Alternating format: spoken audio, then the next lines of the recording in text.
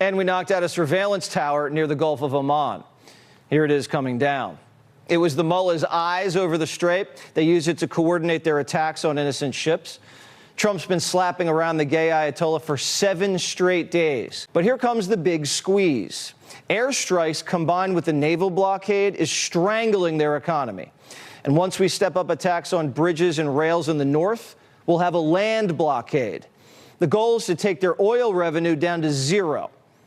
All of these chess moves are setting the table for a massive offensive. So let's discuss the current situation in the Middle East, because as you probably know, Trump is now vowing and currently engaging in a massive retaliation after Iran tragically killed 2 U.S. service members last night after they launched ballistic missiles directly at our military bases. And this is, of course, coming amidst an escalation, and it keeps on escalating, right, of tensions in the Middle East over the past several days. And before we get into any of it, I do want to say that our prayers and condolences go out to the families of these service members, and we are obviously praying for the safety of all of our troops in the Middle East.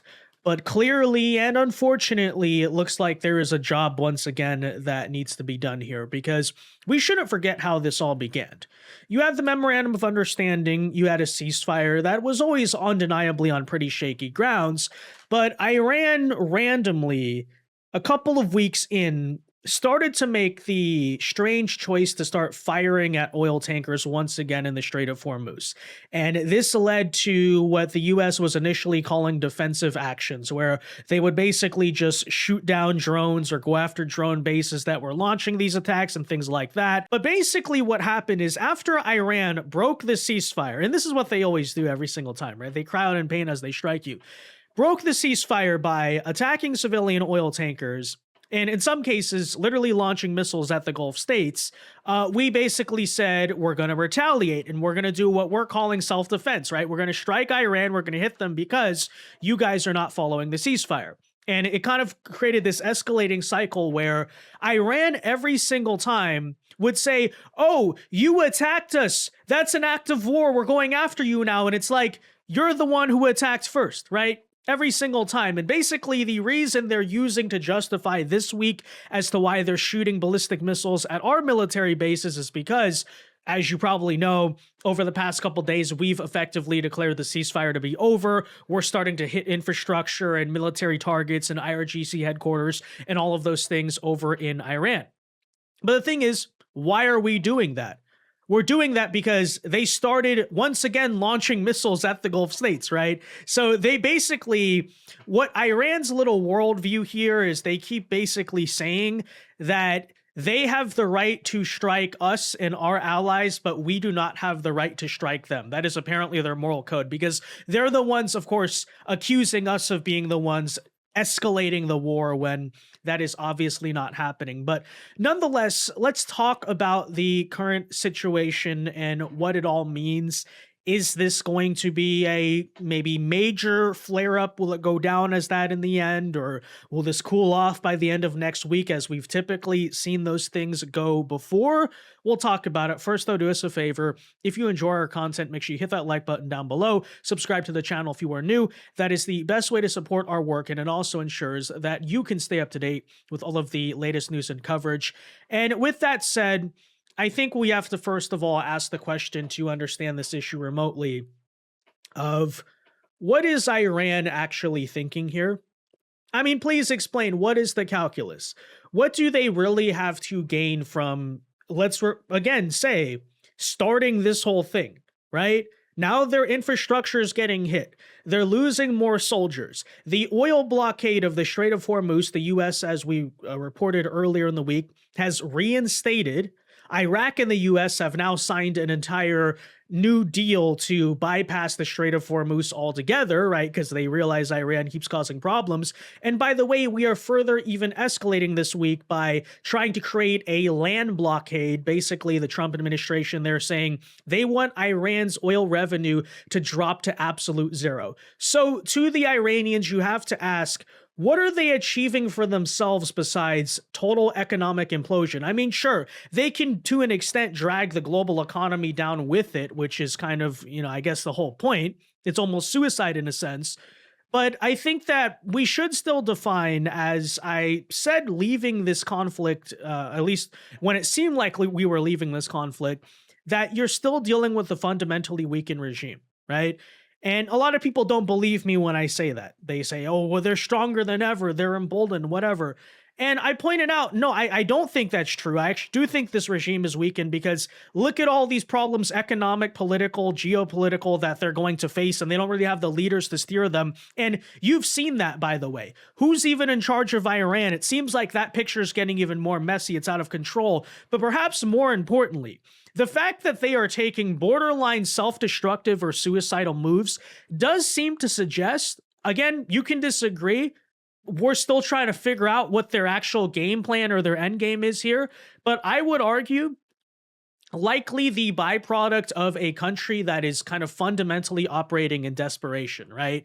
That's why all of a sudden they tear up the piece that would have kind of ensured, oh, well, we can have a steady economic revival and things go back to normal. And then they reverse the decision. They're like, no, let's just start shooting at oil tankers again. Why is that? Is it because they couldn't recover their own oil revenues? Is that the resentment that's being driven here? Some things you have to consider, but still, nonetheless. So that's been happening. We've been talking about that. But, earlier this week, actually, as a matter of fact, yesterday, we saw Iran start to launch ballistic missiles at U.S. bases in places like Saudi Arabia and Jordan. U.S. officials allegedly told the Wall Street Journal today that Iran's ballistic missiles, and this is a concern, are getting a little bit more advanced, which is to say a higher speed, and they're kind of flying in strange flight patterns. The U.S. intelligence at the moment does believe that Russia and China may be helping them to move their technology along a little bit, which is certainly a concern, but that is believed to be the reason why these missiles managed to penetrate some air defenses yesterday in Jordan. It looks like they didn't really manage to do that in Saudi Arabia, but in Jordan, and that was where, as a result, we had 2 American service members killed, apparently 1 missing. Again, our condolences go out to those troops and those families, and for the wounded, we are praying for speedy recoveries. The Air Force isn't as public about where it deploys its forces, but Jordan is a major hub, along with bases here in Israel, also Qatar, UAE, and of course in Saudi Arabia. But Jordan has been a major hub. So once again, Aisha, 2 American service members have been killed, 1 is still missing, and 4 were wounded in an Iranian ballistic missile attack on a base in Jordan last evening. It is the first American casualties in months since those 6 U.S. Army personnel were killed in the early days of the war in the attack on Kuwait. Yeah, so the first thing I'll say is that there's clearly only one acceptable response here. Regardless of how you feel about how we got here, should we be here, the current circumstance, the fact of the matter is this happened, we're here now, and we can only respond in the only language that these people know, which is force, which is fire and fury, and that's what it exactly has to be. Which seems like common sense, right? We lost soldiers, they took them out, we have to hit back 10 times harder. However, the reason I bring that up is because you have people like, for example, Democrat Ro Khanna trying to make political statements like the following, saying that their condolences go out to the service members, and then he follows it up here by saying, end the war in Iran, to which I say, I think that's what all, at the very least, most of us are trying to do. Yes, I too want it to be over. I have said, by the way, I am rooting for the deal ultimately in the MOU and all those things to succeed, okay?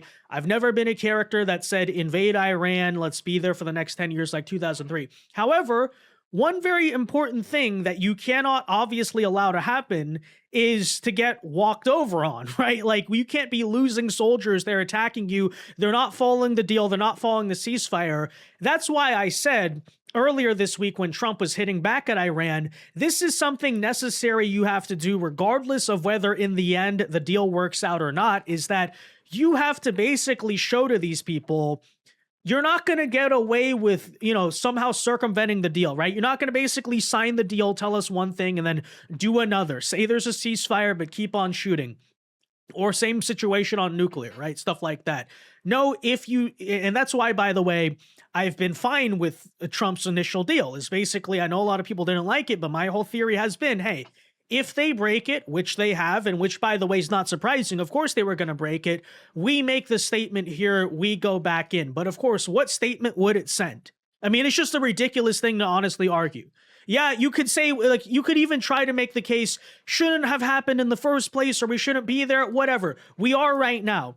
To sit here after they took out our service members, after a escalation that was entirely in the past couple of weeks started by them, to be an American congressman basically advocating not to go seek justice or retribution for our troops, and by the way, painting our troops and our military to be the bad guy because we have what is effectively a terrorist state constantly shooting at civilian infrastructure and then even shooting at them now too in the Middle East, is utterly ridiculous and insane. So yes, I too want to end the war with Iran.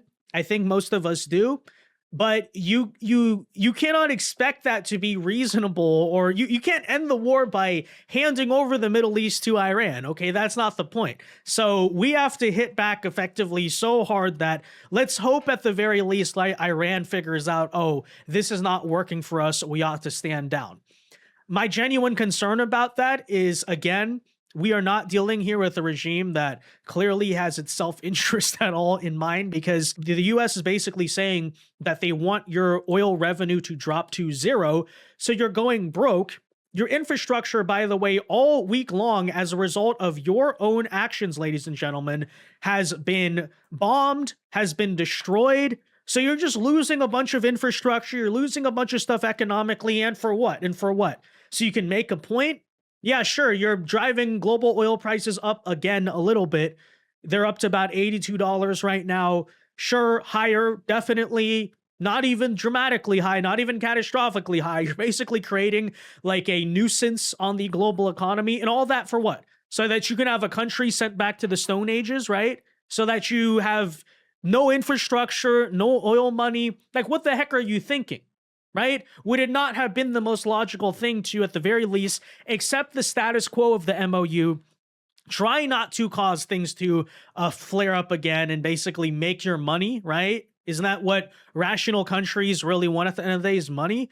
But that's why I say, again, kind of concerning to an extent, or we got to figure this out, because clearly, whether it's an IRGC power struggle or whoever's in charge, there is not really a self-preservation, even just like a rational impulse, honestly, coming from these people at the very moment. But let's hope at the very least, I don't know, some more bombs might straighten it out, or the lack of economic activity could straighten it out.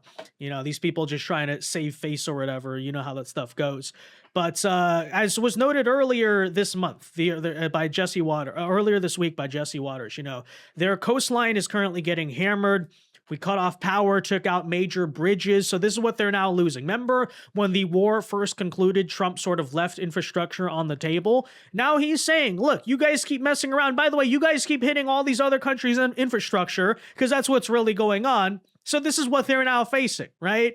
Iranian state media is reporting their key railway stations are up in fireballs. So again, I ask folks, what is the Iranian regime gaining from it? Maybe, I mean, this might be my one little devil's advocate position, is that maybe, as I said, they understand they are fundamentally weak politically with their own people. You know, again, have rejected this idea that regime change won't be an end outcome of this, because clearly if you lose that much of a governing structure of a government that already has been dealing with protests and economic issues, it's sort of a powder keg waiting to explode. So my only one case could be that the calculus here is, oh, if we start up the war again, that'll keep the people rallied around us, because basically in peacetime, as you know, very likely that's when the cracks start to show in the Iranian regime. So they're trying to avoid peacetime and also say, look, America's bombing you. They're the enemy. Unify behind us, the fake puppet, you know, installed IOGC government, when in reality, right, people otherwise wouldn't do that. So maybe that's one thing you could argue. But again, going back to this point, does it not seem to hint you're dealing with a regime operating out of desperation, not strength, right? Because why else would you make decisions that are fundamentally stupid and self-destructive? Anyways, so that's what's going on, right? Not just pure military targets now, but also military infrastructure that in some cases has dual civilian use. By the way, big reason why you're taking out railway stations. Guess where these railway stations go, ladies and gentlemen? Over to China. So now we're hitting their overland oil transport routes as well. Again, Iran, you're just losing money here, folks. What are you thinking? Well, nonetheless, regardless of what they're thinking, as you could expect tonight, the White House has called a lid while President Trump is in New Jersey. U.S. military strikes now currently taking place against Iran, with Trump openly stating he has ordered U.S. CENTCOM to open the gates of hell. His words there, quote, the gates of hell, after the U.S. casualties in Jordan. Yeah, you're going to F around and find out. What did you think was going to happen? Even when you're sitting there playing at war or whatever, or hitting oil tankers or shooting at Gulf states, okay, what are you thinking firing at U.S. bases? Do you want this thing to escalate or de-escalate? So they want the thing to escalate. Clearly, that's their whole point here. Why, right? What is the rational calculus of that? You really have to wonder. And then they call the U.S. the warmonger, or even Israel the warmonger, right? The double standards there are hilarious, but you know that a certain side of the world's going to take the side of Iran here, obviously, as this stuff always goes. Another U.S. official tells CBS News tonight that the attacks will be much more extensive and larger than previous nights, which we could certainly fully expect.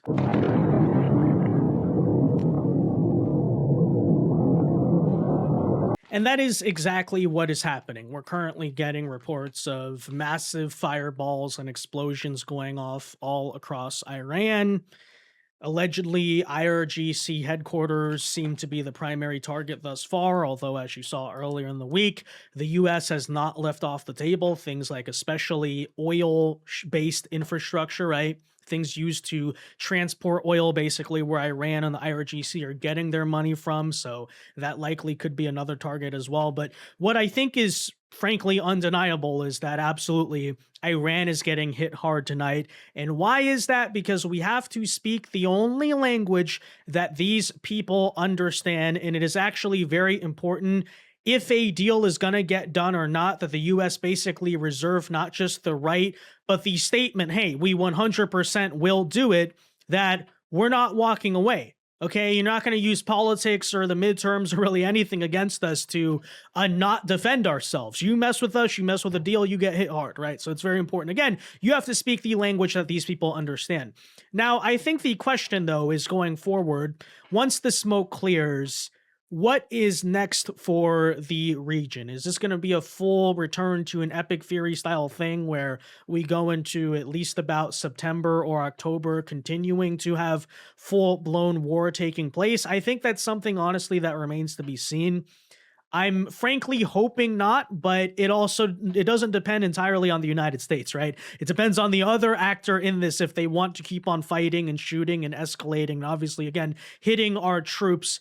A big mistake. Not sure what went behind that calculus. But if I were being honest, before this happened, I was sort of expecting that likely by tomorrow night or something, we were going to get an announcement that, okay, we're back to ceasefire, we're back to relative peace or something, and then you'll have the same cycle of another flare-up, and then it cools off again, and then another flare-up. But, you know, you do also have to consider, hey, Trump did inform Congress that he's basically restarting active operations. We've moved a lot of ordnance, and most importantly, some of our troops got killed tonight. So it maybe does change the game of, well, you know, let me say, I don't think the ceasefire is exactly being announced tomorrow, right? Maybe at least one more week. But what I am hoping for sure, right, is that however this ends, we want to resolve it sooner rather than later, right? Because there are still domestic concerns that I have, right? There is still the question of how much political capital do we want to dedicate this presidency to a foreign issue instead of the domestic ones? And yes, winning the midterms absolutely does matter, but that's why you have to try to do a balancing act, right? Winning the midterms is not an excuse, for example, to just let our soldiers die in vain and not retaliate. But at the same time, what's going on in the Middle East is not an excuse to allow for $7-8 gas during the midterms and willingly sell that and lose that off to the Democrats. And so this is obviously a difficult sort of political balancing act that you have to play, especially when you're resolving a geopolitical issue like this, but just a consideration to keep in mind. So my hope would be we hit them really hard and they basically get the point. They don't even have to say it publicly, right? They get the point and we kind of restore normalcy once again in the Middle East. But clearly, you know, that's sort of idealistic vision of things, right? We know how it does often go. So my whole point, my prayer here, I hope it gets resolved as quickly as possible. If not as cleanly as possible, at least as quickly as possible. So if that also means, by the way, hit Iran extra hard, don't play a waiting game because we don't want to just sit here and like run out the clock on this, okay? No. Hit them as hard as possible or hammer it really freaking strongly because we don't want to be here forever. I don't know about you. I'm fatigued of this. Many of you probably also are. We're kind of exhausted of it. So, you know, do what you got to do, but do it strongly, right? Finish the job, quote unquote, in a sense. You know what I mean by that? Anyways, that said, let me know your thoughts. Be sure to leave a like on this video, subscribe to the channel if you were new. And until next time, God bless and peace.